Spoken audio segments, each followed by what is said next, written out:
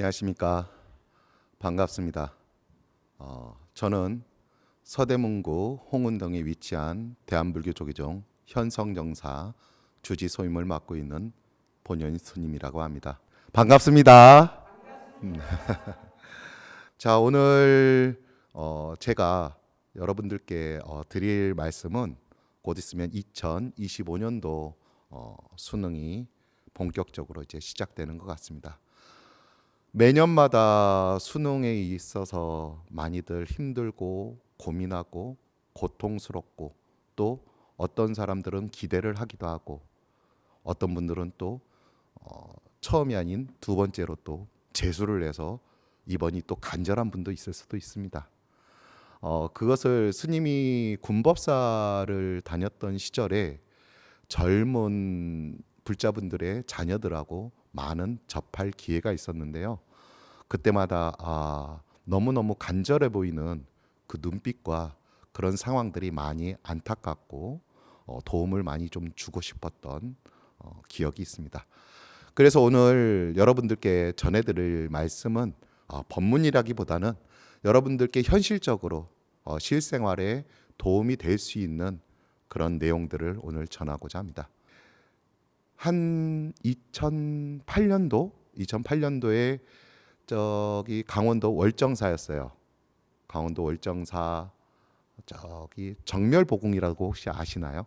정멸보궁에 제가 기도를 열심히 좀 하고 있었을 때였습니다. 때마침 가을 겨울 때였죠.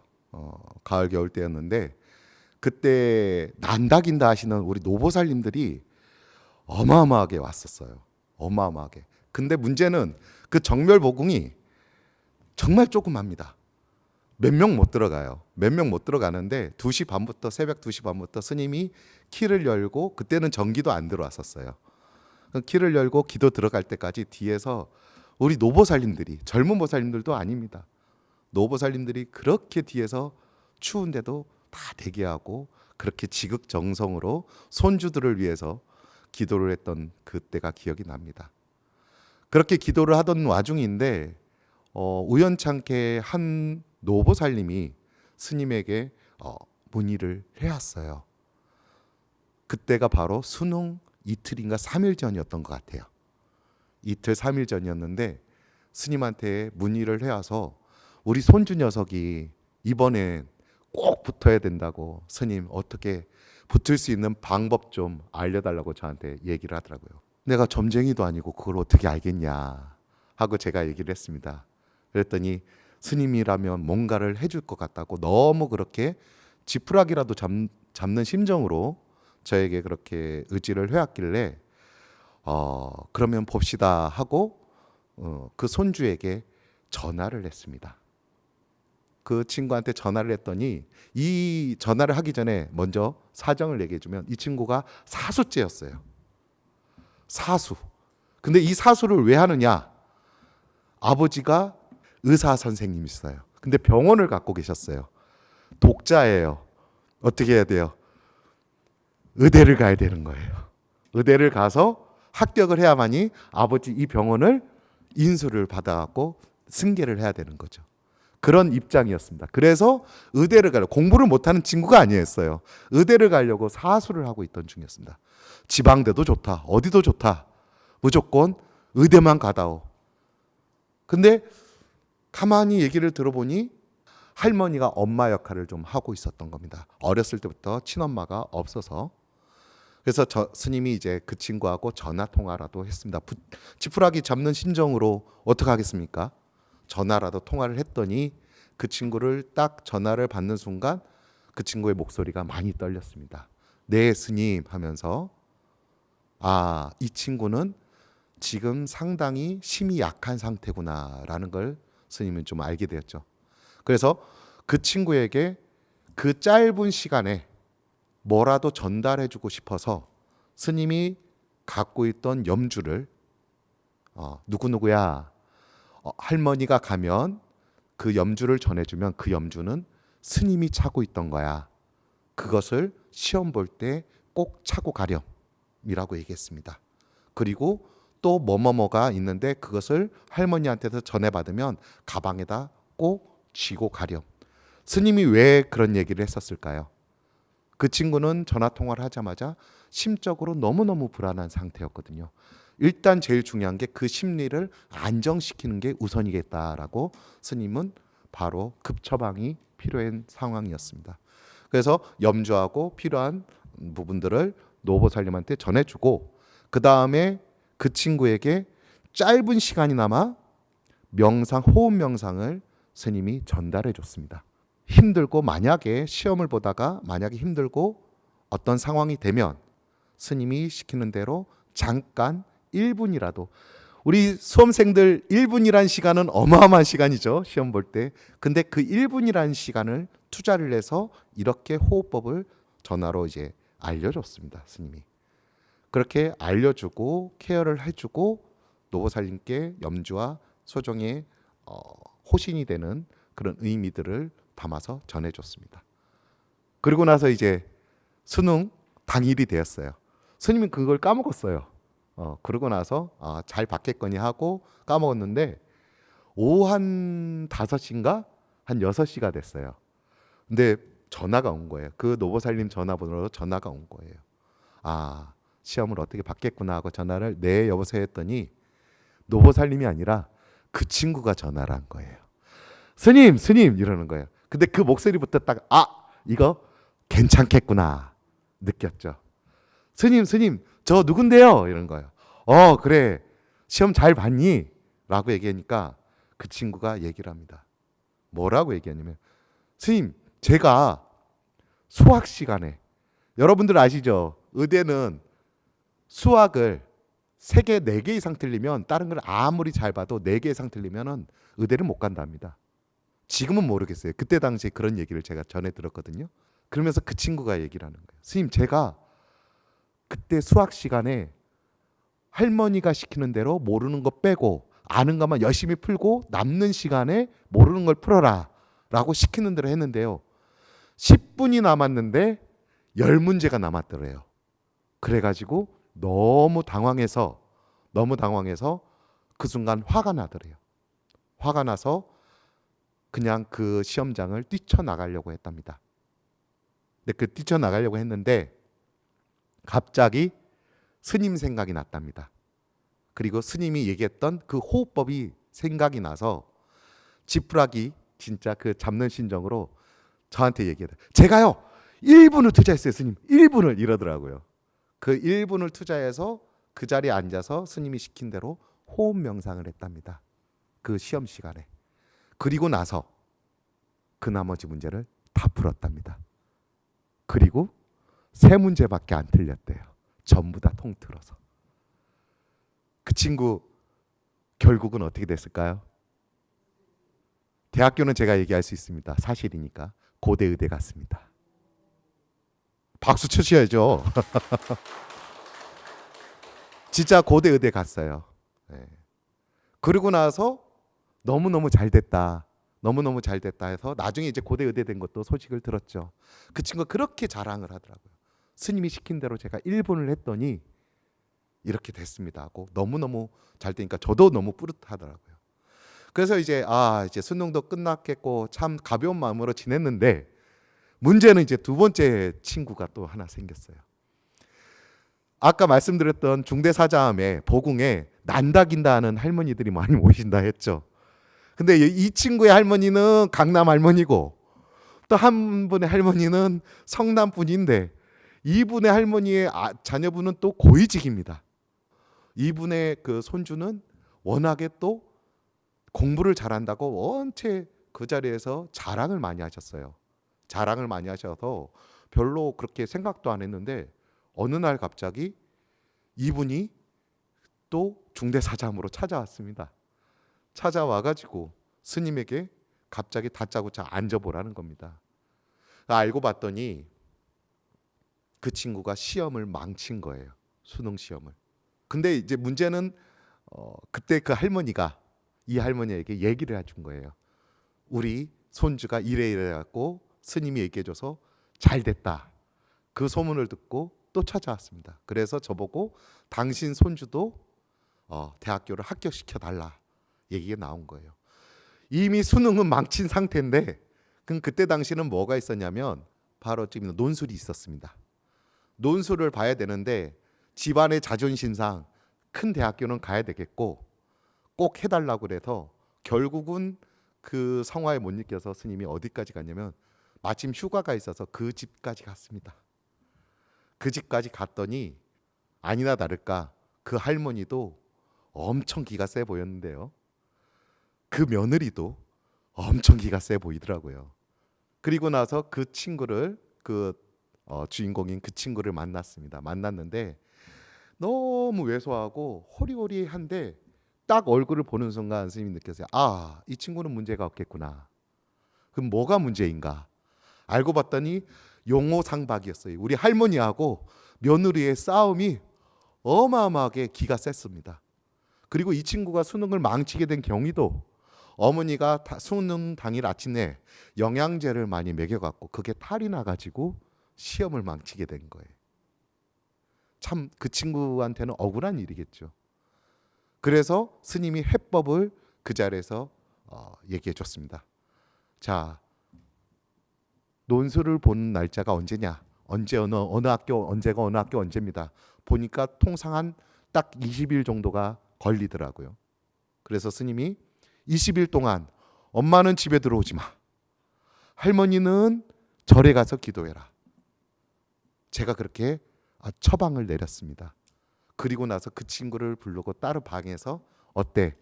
그럼 네가 원하는 거지? 라고 스님이 얘기했더니 그 친구가 뭐라는지 아세요? 감사하다고 고개를 끄덕거렸습니다. 본인은 공부도 평소에 잘했고 전혀 문제가 없는데 엄마하고 할머니의 그 상화가 본인을 오히려 스트레스를 받게 만들었고 가던 길도 제대로 못 가게 만들었던 거예요. 그래서 그런 장애 요소를 제가 밖으로 돌리게 된 겁니다. 그리고 나서 그 친구하고 전화 통화로 그리고 호흡 명상을 분명히 또 가르쳐 줬죠. 그리고 나서 그 친구한테 중간중간에 스트레스를 받거나 무슨 문제가 생기면은 스님한테 전화를 해라 해서 상담적인 부분을 이야기를 해줬습니다. 그리고 나서 그 친구가 어떻게 됐을 것 같아요? 이것도 사실입니다. 요즘에 거짓말하면 큰일 나요. 고대 경영학과를 갔습니다. 논술로. 네. 이런 사례들을 스님이 이제 자랑거리로 얘기해 드린 게 아니라 중요한 여기서 핵심 포인트가 있습니다. 첫 번째 아이는 심적인 게 상당히 불안했죠. 그 불안한 아이는 어떻게 했어요? 그 불안함을 해소를 리스크를 줄이기 위해서 누군가가 너를 도와주고 있다. 불보살님이 부처님이 이 염주가 너를 지켜주고 있다. 라고 해서 그 심적 불안함을 해소하는 데 있어서 도움을 줬고 두 번째 친구는 뭐였어요? 야, 별거 아니야. 너 원래 잘 걸어가는데 잠깐 엎어졌는데 너 계속 안 걸어갈 거야? 라고 스님이 얘기했듯이 그 친구는 원래 본래 있었던 자기 자신감을 찾게 해주고 부담되는 요인들을 어떻게 해요? 싹 치워놨습니다. 그랬더니 자기가 평소 하던 대로 원하던 대로 공부를 해서 원하던 길을 가게 됐습니다. 자, 이 얘기는 지금 우리 고3 어머니들, 학부형들 또는 그런 관계자분들이 잘 아셔야 되는 게 내가 주구장창 기도만 한다고 해서 우리 아이가 무조건 대학교를 가고 시험을 잘 보는 것이 아니라는 걸 알아야 됩니다. 현실입니다. 내 아이가 정말로 공부를 얼마나 잘하고 있고 어떨 때 집중을 하고 있고 내 아이는 어떨 때 자기 제 힘을 발휘하고 있는지 이걸 정확히 알아야 될 것입니다. 또 한 사례가 있어요. 스님이 독산동에 있을 때입니다. 독산동에 있을 때인데 그때도 이제 고3 친구들이 여러 명이 있어가지고 스님이 이제 만나서 차담을 하면서 상담을 할 때인데 몇몇 친구들은 딱 보자마자 되겠구나 하고 이렇게 딱 감이 와요. 이걸 지금 스님이 감이 온다고 하면 스님이 뭔가를 좀 뭐 보는 것처럼 아시겠지만 아니에요. 스님이 아는 이유를 딱 알려드릴게요. 그 친구들은 자기 얼굴을 보면 눈빛을 보면 자신감에 차 있습니다. 자신감에 차 있는 친구들은 어떤 장애가 와도 그 장애를 장애로 안 받아들여요. 바로 거침없이 내치고 자기 자신에게 집중을 할 수가 있습니다. 근데 심적인 불안한 있는 친구들은 어떻게 해요? 어떠한 사소한 장애가 있어도 그 장애로 내가 안 될 거라는 쪽으로 시선을 가게 돼 있거든요. 그래서 자기 자신이 그건 아상도 좋습니다. 자기 자신이 심적으로 거기에 대한 자신감이 있는 친구들은 뭘 해도 되게 돼 있어요. 근데 아무리 자신감이 있다고 해도 성적이 안 좋은 친구가 대학교를 갈 수는 없겠죠. 스님이 그때 이제 딱 만났던 친구가 있는데 여자애들 몇 명과 한 친구가 있었습니다. 근데 그 남자애였는데 딱 봐도 이번은 망했어. 이번 시험은 망했어. 딱 봐도. 그래서 그 친구하고 얘기를 했습니다. 야, 재수하자. 했더니 스님이 웃었더니 그 친구도 네 그런 거예요.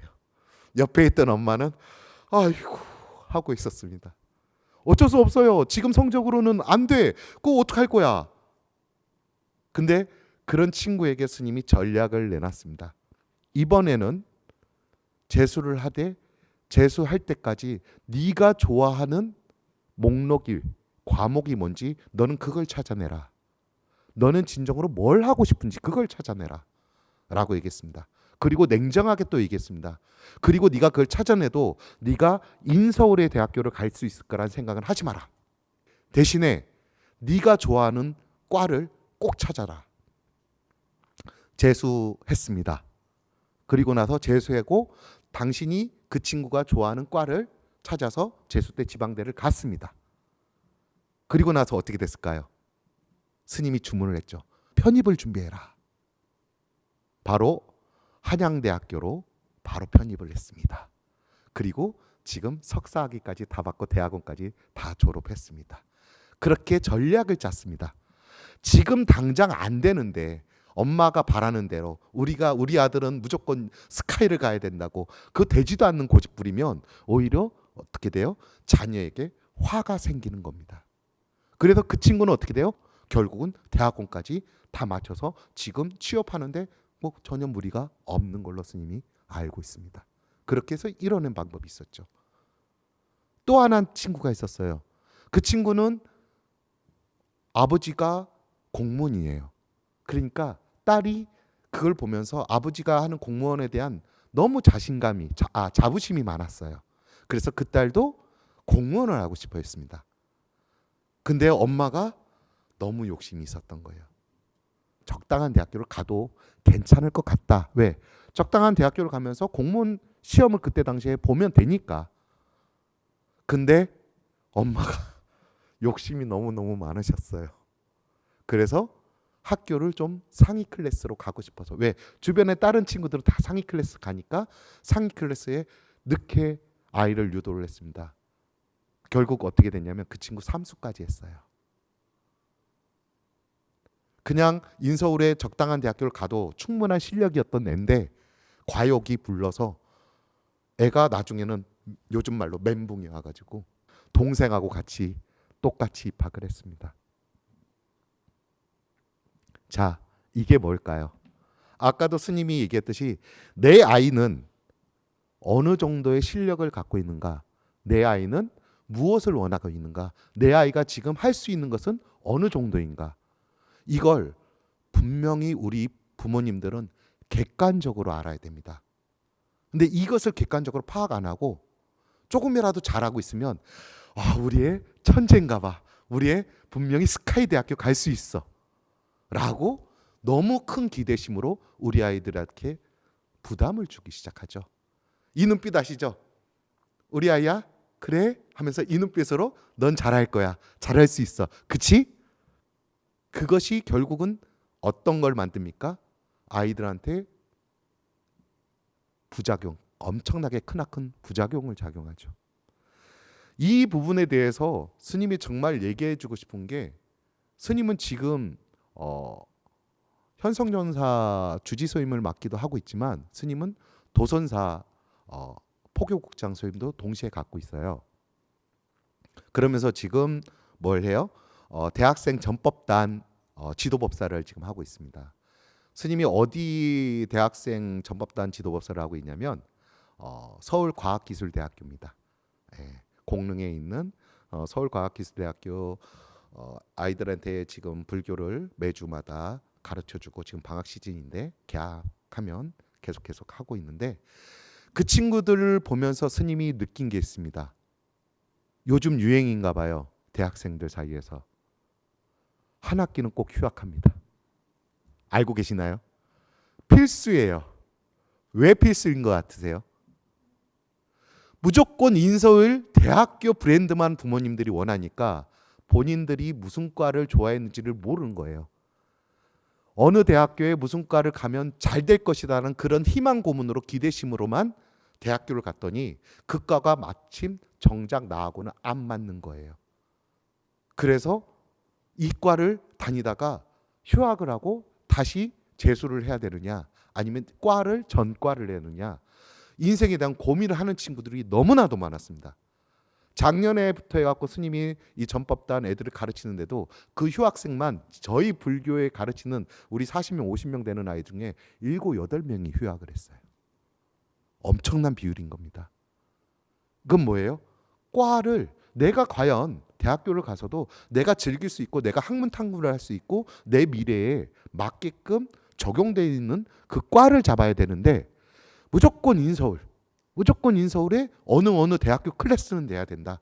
이걸 먼저 아이들한테 주입하고 그렇게 그런 대학을 가면 행복할 거다. 너는 성공할 거다는 아주 희망 고문의 기대심을 갖다가 심어 놓으니까 우리 순진한 아이들은 어떻게 해요? 그런 줄 알고 열심히 밤낮으로 공부를 하고 갔더니 허망한 거예요.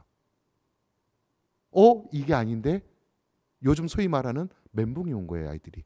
그래서 휴학을 한번 합니다. 그 애지중지 대학교를 가고 나서 아이가 휴학한다니까 또 부모님은 어떻게 해요? 얘가 또 학교 그만둘까 봐 뭐 할까 봐 그래 또 봐줍니다. 스님이 요즘에 그런 친구들 상담을 많이 하고 있습니다. 참 힘든 상황이죠. 그래서 그런 친구와 달리 어떤 친구는 또 행복하게 자기 길을 또 찾아나가는 친구가 있었습니다. 스님이 이제 또 보람에 있을 때의 일인데요. 그 어떤 젊은 엄마였어요. 젊은 엄마가 와갖고 우리 딸내미하고 너무 말도 안 듣고 공부도 안 하고 스님 어떻게 하면 좋겠어요? 힘듭니다. 막 이렇게 또 하소연을 하더라고요. 그럼 당사자를 데리고 와라. 기도한다고 그 친구가 말을 안 듣고 이렇게 하는데 스님 무슨 기도를 하면 애가 나아질까요? 그게 말이 됩니까? 말도 안 되는 얘기거든요. 그래서 스님이 그 친구를 데리고 와라 했습니다. 그 친구를 데리고 왔어요. 그리고 나서 스님이 삼자대면을 했습니다. 그 친구와 엄마를 옆에다 두고 같이 차담을 했어요. 그리고 차담을 하고 나니 엄마가 또 너무 편협된 생각으로 아이를 강요하고 있었어요. 그래서 엄마를 물리고 그 친구하고 독대로 상담을 했습니다. 상담을 하고 나서 그 친구가 원하는 삶, 그 친구가 원하는 인생의 방향 이런 것들에 대해서 조언과 심도 깊은 이야기를 했죠. 그 이야기가 끝나고 나서 그 친구는 갑자기 너무너무 행복해진 거예요. 그 친구는 고3도 아니었거든요. 그때 고2였어요. 그리고 나서 이 친구가 너무너무 밝게 학교 생활과 모든 것들을 하고 나니까 엄마가 저한테 찾아왔습니다. 스님, 어떻게 이야기를 하셨길래 애가 맨날 웃고 다니고 학교 생활도 너무너무 잘하고 어떻게 된 겁니까? 그 친구가 원하는 것을 찾으라고 스님은 얘기해 준 것밖에 없다. 누군가가 시켜서 누군가가 주어졌다고 그런 삶으로 살지 말고 네가 진짜 하고 싶은 걸 해봐라. 그 친구는 결국은 교대를 원했습니다. 공주 교대를 갔습니다. 공주대학교 교대를 갔습니다. 본인이 원하는 길을. 그러니까 지금 행복해요. 그 친구하고 아직도 가끔씩 연락합니다. 자, 꼭 좋은 대학교에 인서울에 이런 데를 가야만이 그 친구가 행복한 인생의 삶을 살까요? 그렇게 학력 좋은데 어디 좋은데 이런 데를 간다고 해서 그 친구가 그 대학교를 졸업한다고 행복이 제대로 갈까요? 한번 우리가 정말 고민해봐야 될 문제는 아닐까 싶습니다. 그 친구마다 아이마다 각각의 특성이 틀리고 업력이 틀리고 모든 인성이 다 다릅니다. 그리고 해낼 수 있는 능력도 다 다르거든요. 그 능력마다 다 틀린데 그 내 아이의 갖고 있는 성품과 능력을 바로 보지 못하고 있는 그대로를 보지 못하고 그저 내가 원하고 내가 바라는 대로만 내가 시키면, 그렇게 조력하고 내가 원하면 이 친구가 무조건 잘 될 거라는 그런 착각. 그런 착각이 나아가서는 우리 아이와 우리 기성세대에 있는 우리 부모님들과의 결국은 대화의 단절까지도 만들게 된다는 거. 여러분들은 알고 계십니까? 아이들은 부모를 닮고 살아갑니다. 즉 엄마가 아빠가 하는 행동을 보고 똑같이 따라갑니다. 여러분들도 많이 느끼시죠? 우리 엄마 우리 아빠 옛날에 어렸을 때 보던 거 아우 정말 싫어 했는데 어째요? 나중에 커 보니까 내가 그대로 똑같이 따라하고 있더라 이거예요. 왜요? 업은 좋고 싫음이 없습니다. 업이 뭐예요? 업은 한 행위에 남겨진 상태를 얘기합니다. 하고 난 행위에 대한 기억이라고 생각하시면 될 거예요. 그 기억이 담겨져 있는 거예요. 그러면 그것은 좋은 것든 나쁜 것든 구분을 하지가 않아요. 그러니까 어떻게 해요? 엄마 아빠가 했던 것들이 좋든 싫든 나 엄마 싫어 해도 싫어도 그 싫다는 말 전에 엄마가 했던 행동을 나는 답습하고 있는 겁니다. 아빠 좋아. 근데 좋아라는 말 하기 전에 아빠가 했던 행동을 내가 답습하고 있는 겁니다. 그런 답습을 부모의 습관으로 똑같이 자녀는 받아들이고 있습니다. 그러면 어떻게 해요? 엄마 아빠가 나한테 맹목적으로 뭘 하면 좋다, 뭐면 좋다, 뭐만 하면 좋다 계속 그것만 강요하면 그것이 나도 모르게 어느 순간엔 대학교 가서도 아이들은 대답할 때 맹목적으로 대답합니다. 대학교 가니까 잘 될 거라 했어요. 근데 현실은 대학교를 와도 똑같이 어렵고 힘들고 또 취업이라는 문을 넘어야 되는 상황인 겁니다. 그래서 그 친구들은 지금 대학교를 가도 어렵고 또 괴롭고. 그러면 어떻게 되겠어요? 부모님에 대한 신뢰는 또 올까요? 신뢰가 안 와요. 왜? 이제 못 믿어. 그러니까 그 다음부터 어떻게 해요? 대화가 조금씩 줄어드는 겁니다. 이미 중학교, 고등학교 때부터 엄마와 아빠와 대화를 하면서 그 자체에 대한 신뢰를 갖고 있다면 그 친구가 어느 대학교를 가든 아니면 혹은 대학교를 가지 않더라도 부모와 자식 간의 신뢰는 두터울 거라고 저는 생각해요. 그러면 어떻게 해요? 그 다음에 자기 인생의 길을 찾아가서 그 인생의 길에서 시간이 지났을 때 참 엄마 아빠 고맙습니다. 나 인생 이렇게 살 수 있게끔 도와줘서 라고 엄마 아빠에게 최고의 칭찬을 주진 않을까 스님은 생각합니다. 우리 부모에게 있어서 스님이 우리 현성정사에서도 법회 때도 많이 얘기하지만 부모에게 있어서 가장 큰 최고의 칭찬은 뭡니까? 나는 엄마 같은 사람한테 장가 갈 거야. 나는 아빠 같은 사람한테 시집 갈 거야. 나는 엄마처럼 하고 싶어. 나는 아빠 같은 삶을 살고 싶어. 이게 자녀한테 들었을 때 내 인생의 최고의 명예이고 선물은 아닐까요? 근데 우리는 뭐라 그래요? 난 절대 엄마처럼 안 살 거야.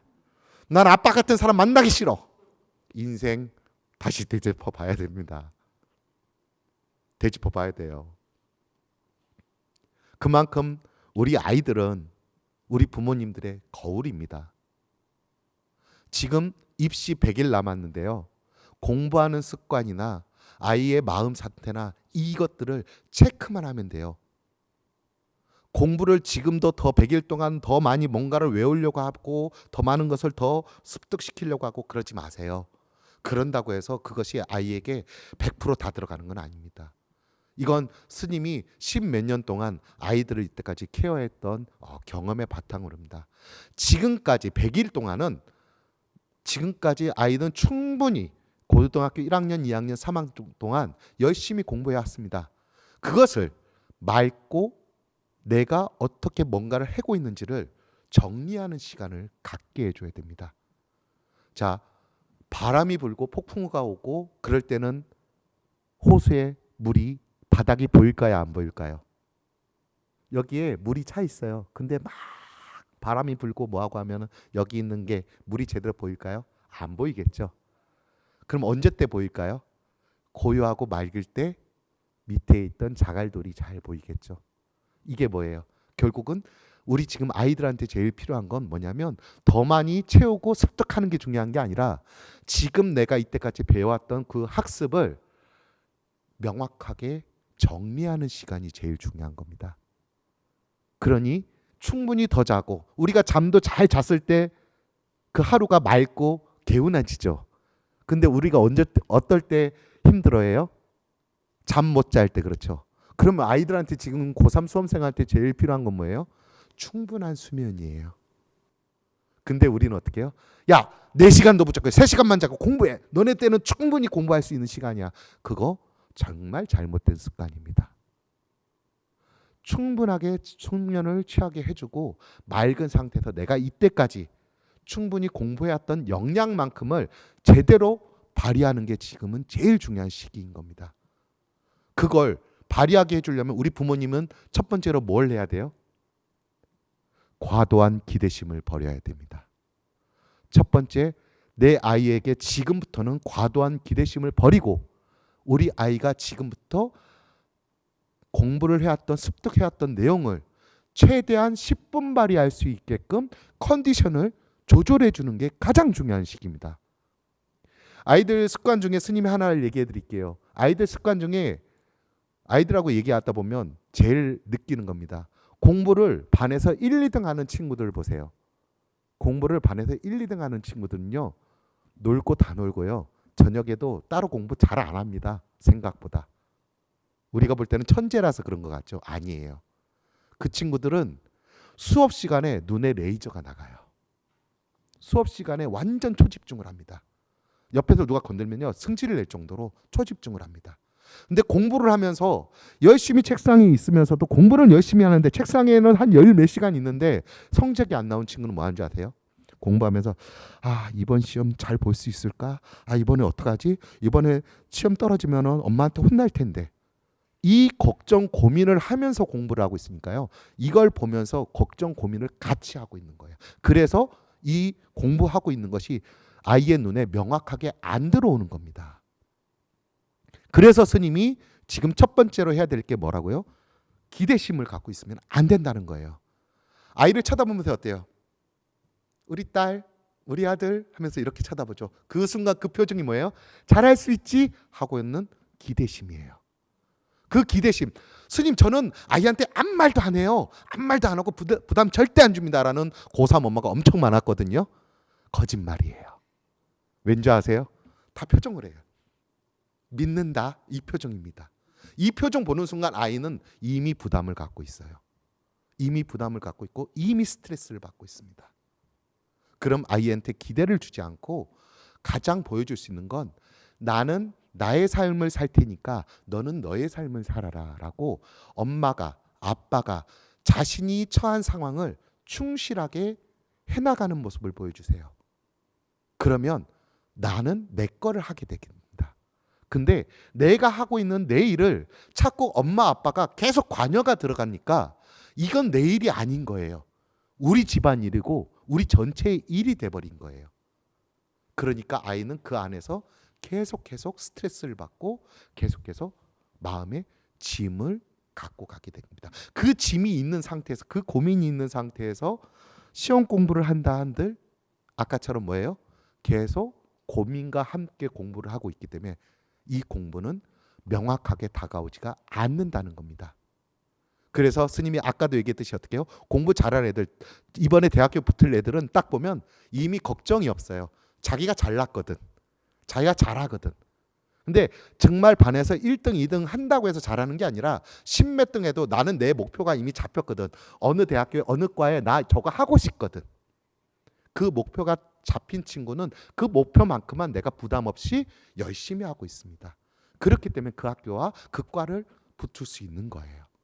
근데 내가 목표를 갖고 있지 않고 내가 그 과에 대해서 좋아하는 것이 아니라 부모님이 주변이 해야 된다는 의무감으로 설정을 지어주고 거기에 의무감으로 목표치를 주어지니까 거기에 내가 끌려갈 수밖에 없는 거예요. 그렇기 때문에 부담되고 그렇기 때문에 계속 스트레스는 연장이 되는 겁니다. 그렇기 때문에 어떠한 상황에서도 그런 환경을 만들어주지 말아야 되는 겁니다.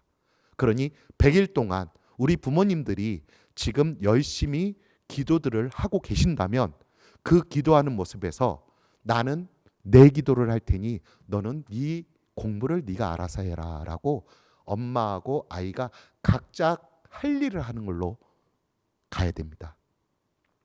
내가 열심히 기도하는 건 너 때문이야, 너를 위해서야 라는 얘기를 하는 순간 아이에게는 2배, 3배, 10배의 과중을 주는 거예요. 꼭 명심하셔야 됩니다.